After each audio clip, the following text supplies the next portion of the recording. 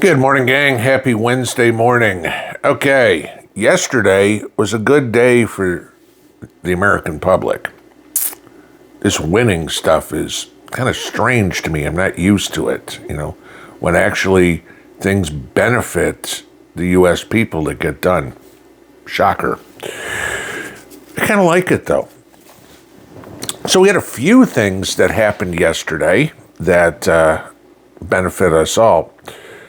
First off, we talked a little bit about this last night, was the trade war between Canada and the United States. Yeah, that we knew how this was going to go. As I said last night, Trump is holding 4 kings and Canada's holding aces and eights. If you know what that is, dead man's hand. Okay.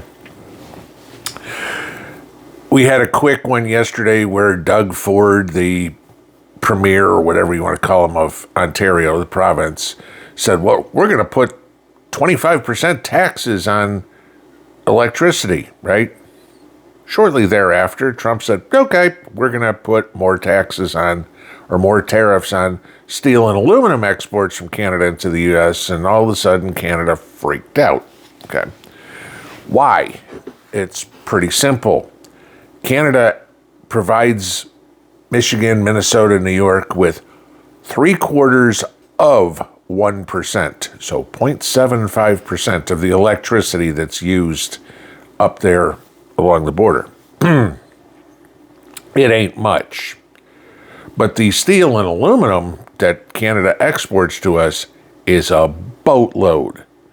We can easily make up the 0.75% of electricity generation to supply those people. Canada doesn't exactly have some great place other than us that they can export their steel and aluminum.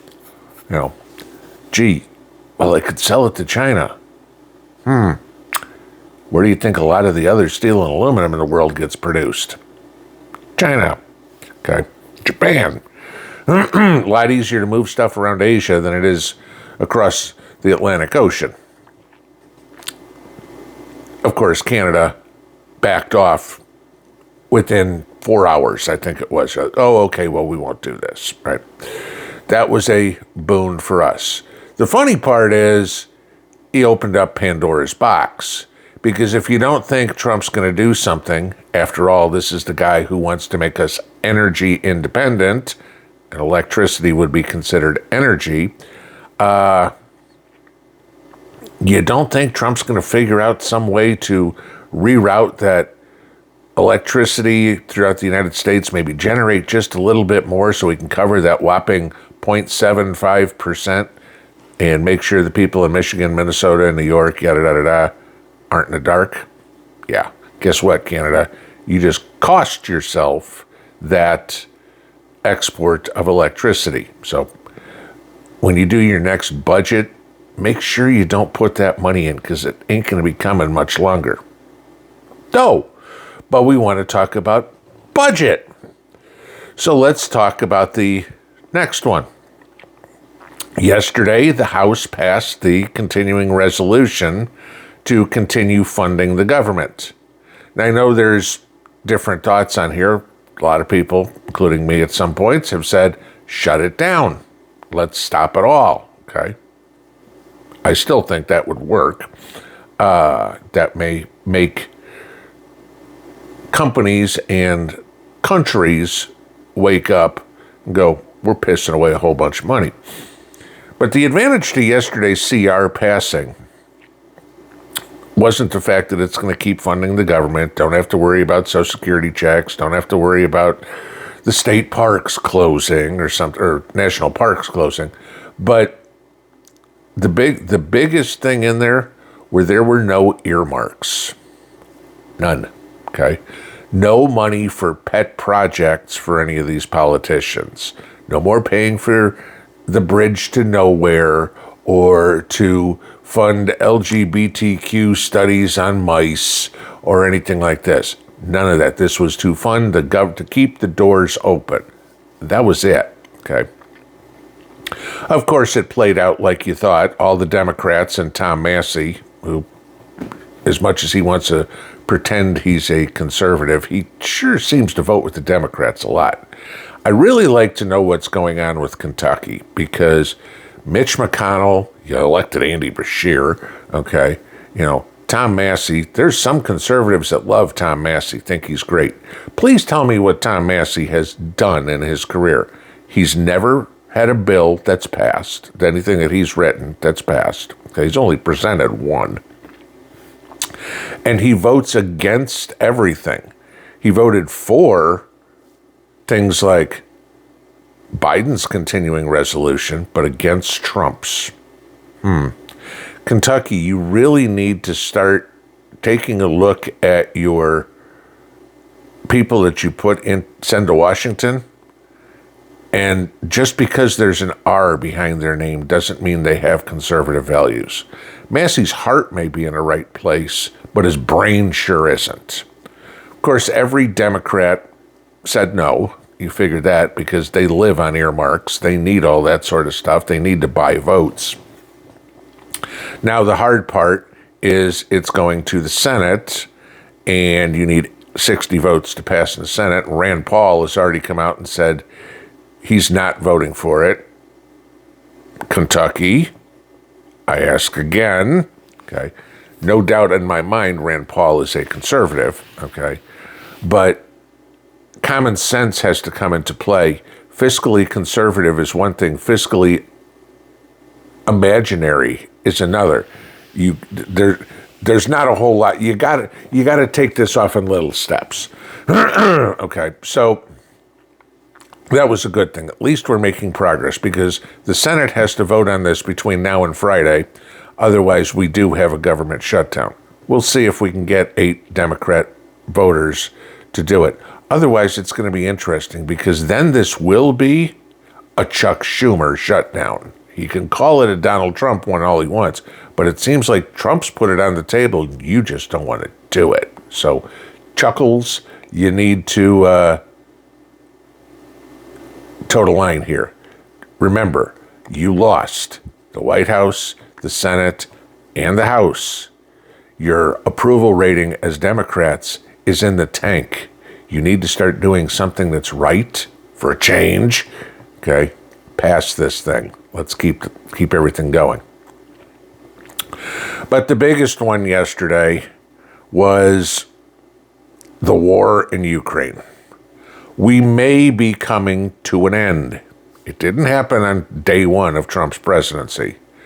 But day 50, okay, we'll take that. It's, again, as somebody said last night, you're in a good negotiating position when you got all the cards. Again, we'll talk about 4 kings versus aces and eights. What the U.S. has now got Zelensky, at least, to agree with, and it would surprise me if Putin doesn't agree to this, because, give you this, Trump got everything he wanted, Zelensky got nothing. Okay? Maybe I won't say Zelensky got nothing. He's got a little. There's a ceasefire that Ukraine has agreed to on the terms of, get this, they will sign the mineral deal with the United States. Zelensky will either step down from the presidency or call for new elections, okay? And Ukraine will cede the territory to Russia that Russia currently occupies, i.e. Donetsk and Lugansk, okay? Which is what this was all over in the first freaking place. Could have ended this thing 2.5 years ago if we didn't have a potato in the White House, okay? Hey, AutoPen, Joe doesn't know what the hell he did. He didn't even sign all the stuff that went through. So now Trump is supposed to talk to Putin sometime this week. Oh, and just in case you are saying where'd I get all that information, it's linked below. It's an NBC News report. So you have a liberal media outlet reporting what Zelensky's willing to give up. So Trump's going to talk to Putin this week. And like I said, I'll be surprised if Putin doesn't agree to this. Because the only thing that Zelensky's getting out of this deal is some security. And I know there's all this issue. Oh, Trump stopped all the intelligence gathering and stuff like that for Ukraine. Yes, he did, but you can't simplify it that much, okay? What the U.S. stopped giving Ukraine was satellite imagery or intelligence on Russian troop movements or anything to allow Ukraine to strike, okay, to strike first. What we have been continuing to give Ukraine is intelligence on, hey, we have info that the Russians are going to bomb this area or this building or something like that. That's being humane, okay? That's humanitarian assistance. Gee, we know, I'm just going to make up something here. We know they're going to bomb the corner of 5th and Main this week on Tuesday. Make sure you evacuate all the people, okay? That information we're giving them. But information on how to send missiles or whatever into Russia, no, we're not. Which you can tell by yesterday's activity because Ukraine in their idiocy sent attack drones into Moscow, some 800 miles away, and hit apartment complexes. Olga sitting here making her pelmeni in the morning is a real threat to Ukraine. But, that's what's going on. So, positives there as well. Hopefully this will end. I still want to see what the other security we're talking about providing Ukraine is, if it's just intelligence or if it's going to be continuing sending money. But it does not sound like it's sending money. Trump has not ruled out still sending weapons for protection. However, with the mineral deal, I have a good feeling that would be paid for, not given to. Europe, of course, is screaming bloody murder about this because Europe doesn't think this is a good deal. Of course not. They want to continue laundering money. They want to continue getting all those U.S. dollars because, as you know, the $100 billion that Zelensky claimed missing, that's a lot of cocaine to go up his nose, okay? So it didn't all go. You can bet that $100 billion, some of it wound up in Zelensky's pocket, some of it wound up in Ukrainian oligarch's pocket, and some of it wound up in Macron's pocket or Starmer's pocket or Schultz's pocket or somebody. There was here. It ain't Europe giving money. It's everybody fleecing the U.S. And finally, we have somebody in the White House who recognizes this and says, you know what? We're about done with that. The rest of the world better get a clue. As I've said many times over the last few days, we're done being the world's piggy bank. Okay?